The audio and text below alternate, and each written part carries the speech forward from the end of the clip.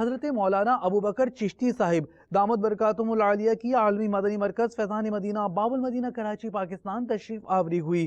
آپ نے مدنی چینل کا دورہ فرمایا جبکہ مدنی چینل کو اپنے تاثرات دیے۔ اس بابت چلتے ہیں مبلغ دعوت اسلامی کی جانب۔ ہم کو اے عطار سنی عالموں سے پیار ہے، انشاءاللہ دو جہاں میں اپنا بیڑا پار ہے، انشاءاللہ دو جہاں میں اپنا بیڑا پار ہے۔ پیارے میٹھے اسلامی بھائیوں، الحمدللہ عز و جل ہماری خوش نصیبی ہے کہ اس وقت فیضان مدینہ عالمی مدنی مرکز میں حضرت ابو بکر چشتی جو ہیں وہ تشریف لائے ہیں۔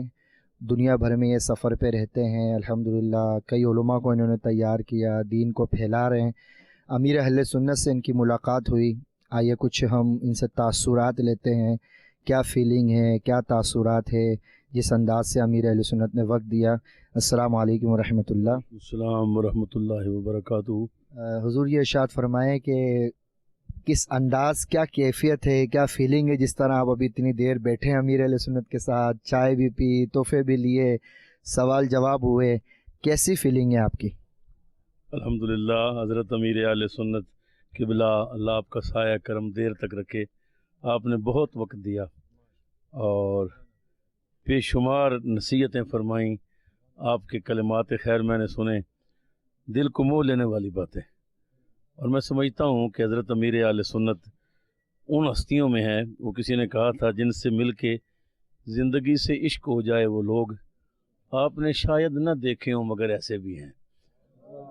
ہاں، حضرت امیر اہل سنت کو جو ایک بار مل جاتا ہے وہ انہی کا ہو جاتا ہے، اس لیے کہ امیر اہل سنت قبلہ سرکار کی محبت میں گم ہے، اور جو حضور کی محبت میں گم ہوتا ہے پھر دنیا اس کی محبت میں گم ہو جاتی ہے۔ آپ کی محبت کا پیغام اس وقت پورے عالم اسلام میں جس تیزی کے ساتھ پھیل رہا ہے، چور، لٹیرے، ڈاکو، عیاش اور بدماش آپ کی باتیں سن کے سچی توبہ کر کے رسول اللہ کی غلامی میں آ رہے ہیں۔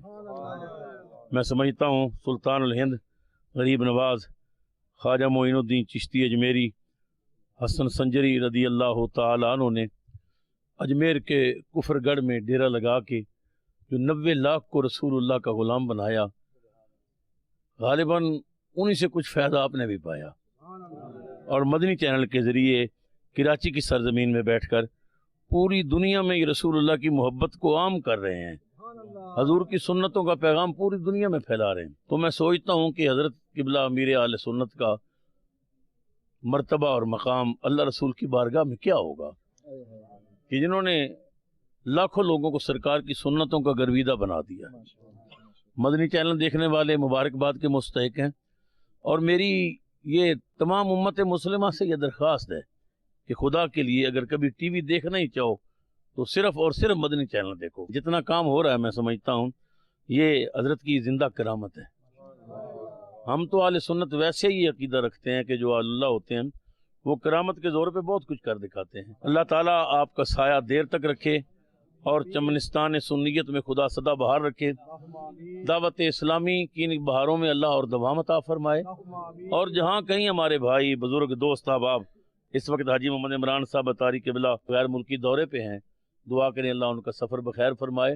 اور میں نے تو یورپ میں جا کے دیکھا ہے کہ جہاں جہاں وہ گئے ہیں ابھی تک لوگ ان کی عظمتوں کو سلام کر رہے ہیں، اور یورپ میں بڑے سے بڑا حال بھی ان کے اجتماع کو کنٹرول نہیں کر سکا۔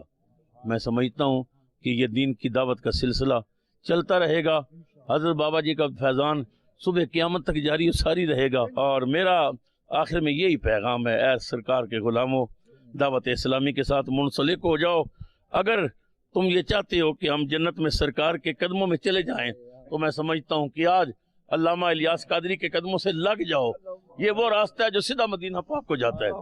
اللہ تعالیٰ نبی پاک کا صدقہ آپ کو حیاتی خضر عطا کرے۔